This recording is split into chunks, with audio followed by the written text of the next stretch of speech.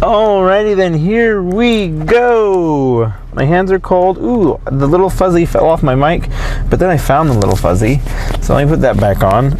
I don't know if it does anything or not. I feel like it does something. Now that I pointed out to you guys where my mic is, you're gonna be staring at it the whole video.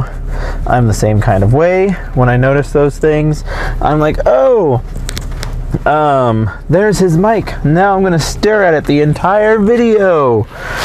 Oh boy, we're up for a good one today. I'm trying to figure out, I think you guys probably will need a light, because it is night. And without light, all you see is night. But yes, I started writing what is going to be a feature-length film for my 30th birthday. I always make fun little music videos for my birthdays, and I was going through the videos that I've done, the videos of birthday past, if you will. And so I started at 23, and that person turned way too early.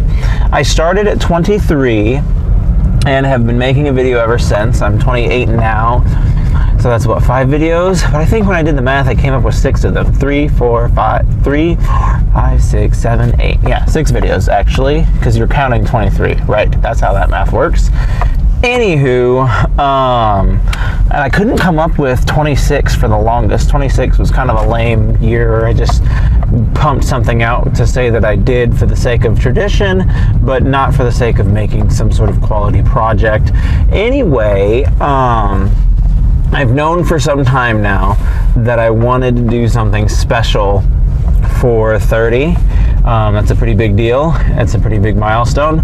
So I wanted to do something special for it. And I've been getting more and more into videography, film, and the science and intricacies that are involved there. I technically made my first feature-length film for a challenge for Joel Haver's video, where you make a feature-length film instead of watching the Oscars. And I did not take that very seriously at all. I did not take it very seriously, and despite all of that, I still found it to be oddly inspiring. And so I've been trying to figure out, what am I going to do for the big 3-0? How am I going to make that stand out from all the other music videos, so to speak, or whatever other projects I've got going on? And the answer to that, I got a crink in my neck, I'm sorry. The answer to that was to make a feature film. And so, like, I have decent amount of experience with writing films as well. I followed Tyler Mowry on YouTube for a good long while, and I don't wholeheartedly agree with all of his methods. I do feel like he's got some strong, good points going on there. And so yeah, I follow Tyler Mowry on YouTube, and I've been able to extrapolate the good stuff from the bad stuff and find a happy medium in the middle there. And what it has done for me is it's made me confident enough to be able to write a feature film that at least functions well as a film and not just some garbage project that I put together for my 30th birthday. And like with all my previous history with filmography and videography and all that fun stuff, I really do think that it's going to be like a solid project. But another thing that I've kind of recently acquired, I've been going through this list of 80s movies that everybody's like, you just have to watch these movies. These are absolute classics. If you haven't seen them, you're doing something wrong with your life. And so I watched Breakfast Club was the first one, and honestly, like, until the big confession scene, did not much care for that movie. I was just kind of like, whatever. And then you got to the big confession scene. I was like, oh my gosh, this movie is incredible now. It makes so much sense. I get it. And that was awesome and very good. And the second one I watched was Stand By Me. Did not like Stand By Me, like, at all. It was very underwhelming. I feel like there was a movie after Stand By Me, but before the Blues Brothers that I watched. But I'm guessing if I don't remember anything about it, it must not have been all that impactful. I watched the Blues Brothers. It was fun enough. It wasn't like the big hoopla that everybody makes it out to be, but it was fun. I enjoyed it. And then I watched 16 Candles just last weekend, and that actually was a really good movie. I really enjoyed that movie, and like to the point now that it is inspiring the direction of the 30th birthday film that I've now actually started scripting. And so like I want to find a way to write a story as satisfying as 16 Candles. And it's interesting because I look at like the standards that like Tyler Mowry puts in place with his like story circle and all that, and a lot of people, not just this guy on YouTube, but a lot of people do put a lot of stock in Dan Harmon's story circle. And although I don't tend to write stories based solely upon that story circle, it is like something that I keep in mind as I'm writing to help me along if I need motivations or whatever it might be. And then sometimes it's fun to like play around and apply it to other people's works and see if it applies or if it doesn't apply. And like 16 Candles, I mean, it does and it doesn't apply. Like the big part of character growth or character change in that story circle is the fact that like the character eventually gets what they want, but realizes that what they want isn't entirely what they need, so to speak, and what they need then comes along later in the story. And like you could say that the main character in 16 Candles, she does something that's kind of taboo, and like the average movie watcher probably wouldn't catch it, but like people who know story would catch it right off the bat. But she pretty much blatantly says what her character wants, like within the first few seconds of the film. She's looking at herself in the mirror and she literally just says, I want a good birthday, and I feel like she says she wants perkier boobs. I feel like that's the two things that character said that she wants. And so right then and there, she establishes like the first step of that circle, or the second step, when they talk about like the want. So you have your character, it's this girl, her want is for those two things, and we're going to watch her pursuit in those two things. Well, so her family forgets about her birthday, like legit forgets, and everybody feels terrible. Well, no one knows about her birthday, so that no one really feels terrible. But you get to about like the halfway point in the story where she's woken up in the middle of the night because her dad realized, oh crap, it's her birthday. No one wished her happy birthday. And so you can make the argument that is the main character then getting what she wanted, like she wanted to have a good birthday, but that's not a good birthday. And so it's like, it's interesting when you talk like story concepts and things, but you can say that she got a version of what she wanted in the fact that her family finally remembered her birthday, but at the beginning, like, is that what she actually said that she wanted or not? And then you have this unsatisfying thing of like her dad remembering her birthday, and then she's got the issues with not being able to get Jake, which I guess you can put that as being towards the second goal of the perkier boobs, that those two seem like they kind of line with each other a little better. But ultimately it's not super satisfying. Like, it feels good that someone finally remembered, and you have that kind of low level resolution going on for you, but from there, that's really all you get. Like, her mom eventually apologizes, and oh, I wish we would have wished you a happy birthday, but like, for the parents to not do anything to make up for the fact that they just forgot their daughter's birthday is a bit bonkers.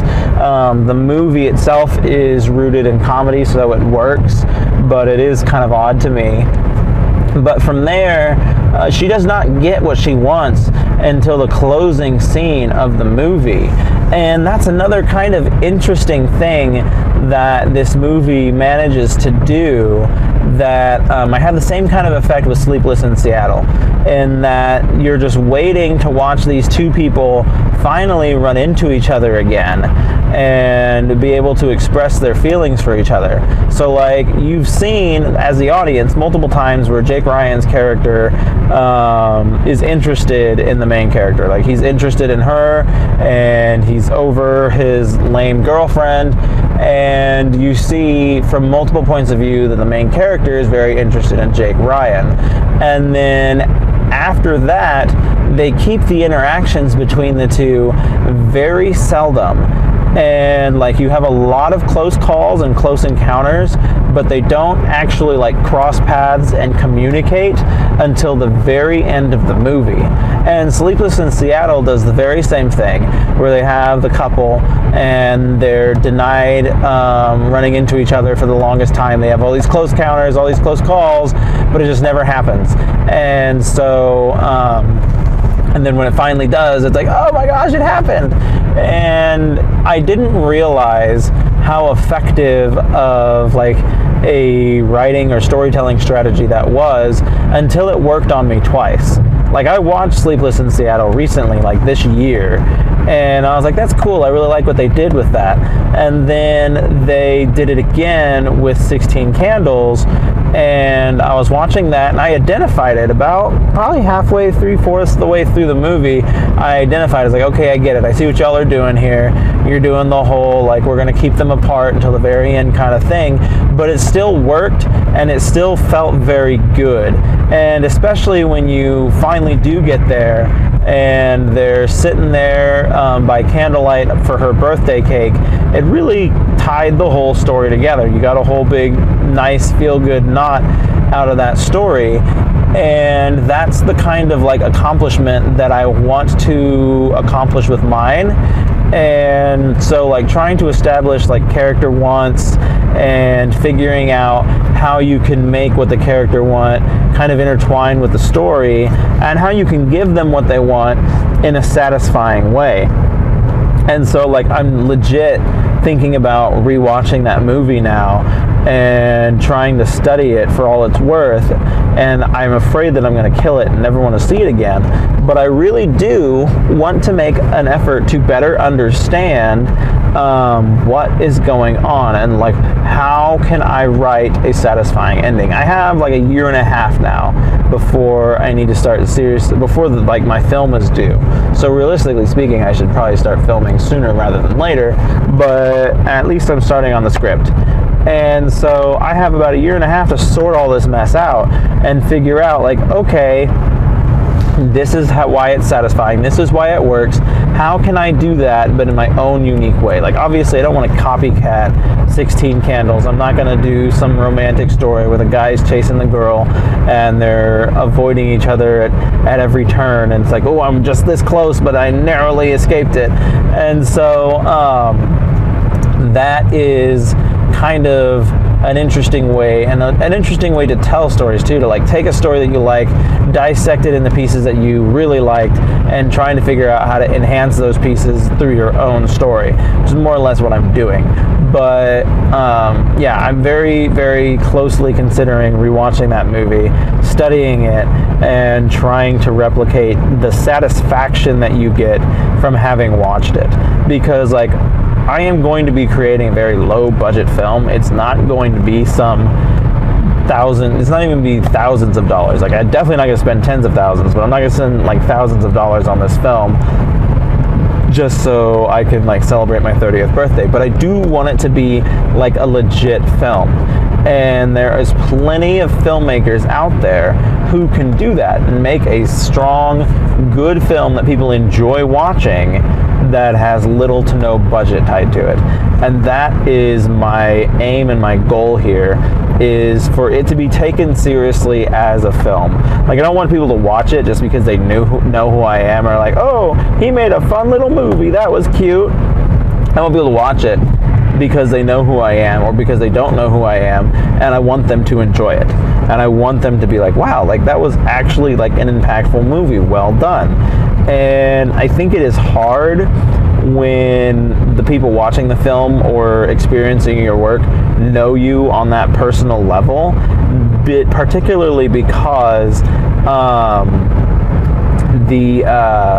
give me a second, I'll find my words. They know you deeper than the TV screen lets on. And so it's very easy for them to call out your baloney, so to speak, because they know you better than that. And so it's very hard, honestly, to impress people who know you really well on an artistic stance. And like, you have like friends and family and stuff who will like see the work and they'll respect the work and they'll be like, wow, you did such a good job.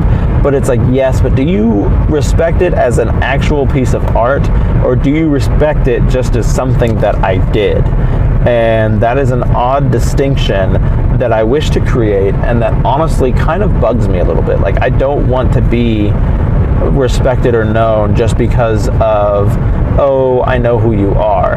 And knowing who someone is a very powerful tool. Like I said that before, social currency is the best and biggest part of currency like today. Like if you have a social following in today's market, that's almost as good as cash. And like in some instances it's better because it's other people's cash. Like if I needed to try and do a fundraiser, do a GoFundMe for this animation project that I'm doing, if I had a large following of people who already knew who I was and wanted to get on board, like that'd be huge because I already got money coming in for it. But then you run into the instance of like someone like myself who has a minimal following or no following at all, trying to gather all these people together, and it becomes very challenging to do. So then what do? Well, I personally tend to just fund all my stuff out of pocket because I have the luxury to be able to do that. Not everybody has that luxury, and so we have to try and bend to the will of others. And that is also why like the system exists the way that it does. Like there is so much gatekeeping and so many borders between you and what you want to do, and like the reason why those are there are like almost self-created. Like if everyone and their grandma had access to produce movies in Hollywood, then it would be far less of a prestigious place and far less of like a to-do. And so for someone who aspires to do that, it's very daunting to even think about it, to even contemplate what might have to go in to knowing these things. So yeah, it's an interesting thing. I instantly understand like why it is such a niche thing, and it feels very unfair on the surface because once you're in, but you have no idea what the people who are in did or may have had to have done to get there. And so like to discredit what they're doing or to say that they're lame just because they got lucky or whatever, like you don't know the history of what got them there. Did they get lucky? Did they put in the legitimate work? Like I have no doubt that there are people who are extremely successful these days who are very lucky, and luck has a great deal to do with any level of success, like being at the right place at the right time because the right person told you to be at this place. That's lucky. Like that does not come down to any level of skill. Like becoming socially aware or networking obviously is like a skill, but like just because you happen to network to the right person at the right time, that is luck. Like I can network till the cows come home and get nothing for it, and then someone else networks to some guy whose wife knows the daughter of some major movie producer, and then boom, you've got like a movie deal on your hands. And so luck is a strong amount of the factors that goes into that, but one must also like be very aware of the fact that like work needs to go into it as well. Like it cannot be, and it should not be, and it is not pure luck. And like those are always the exceptions to the rules, and people get hung up on exceptions. They want to be the exception. And I was like, no, like you are the rule. Until you've proven to the world that you deserve to be an exception, you are the rule. And like learn it, respect it, and get over it and move on. And so yeah, I don't know if Hollywood is the end zone for me, so to speak, but it is a zone for me, most definitely. Like, if I were to be able to get this animation project off the ground and in the hands of Netflix as a Netflix exclusive, or really, realistically, I'll take any broadcaster at this point. I just cling to Netflix because I don't mind them. But honestly, like, anybody would be very satisfying for me. And the weird thing as a creator is, like, right now, that is like a dream come true. I cannot imagine a cooler thing. But I know my own brain as a creator, and when that's come to fruition, I'm going to be looking towards the next thing and the next thing, and there's always something else, and that's kind of what keeps me moving and what keeps me going. And it's weird and interesting to look at the mindsets of successful people. Someone was looking at the mindset of Mr. Beast and basically talking about how he's always striving just to make better videos, and like making better videos is not necessarily an achievable goal, because like you can never wake up one day and say, okay, I've made the extent of better videos that I want to make, I'm done with this now. It's a continuous thing. And so for him, that works, and like that keeps his psyche going. Whereas to me, it's always looking to the horizon for like what is next, what is bigger and better, and what is gonna be the next thing for me. And so like when I first entered the adult world, I asked my parents what the two biggest payments that any adult pays would be, and they said the mortgage and the car payment. And I said, okay, which of those two is cheaper? And they always said car payment. So it was decided at that moment that I was going to tackle not having a car payment. I saddled down, I strapped up my cash and saved like a madman and bought the car that I am driving in, that you guys see me driving in every day from a commute perspective. I bought that car in cash, and it has been rolling ever since. I bought it brand new in 2016, and she is still quite the fine piece of work. So boom, okay, I was 21 at the time, bought this car, and I'm going back to what my parents told me, and I'm remembering that my parents told me, so I'm going to go in the house. I might lose connection, but I really hope I don't, because I'm in mid-thought. My parents told me that a car and a house are the two biggest payments that I have to worry about. So I've got the car, now I need to start working on the house. And so that's what I did. I went back in and back figuring out what kind of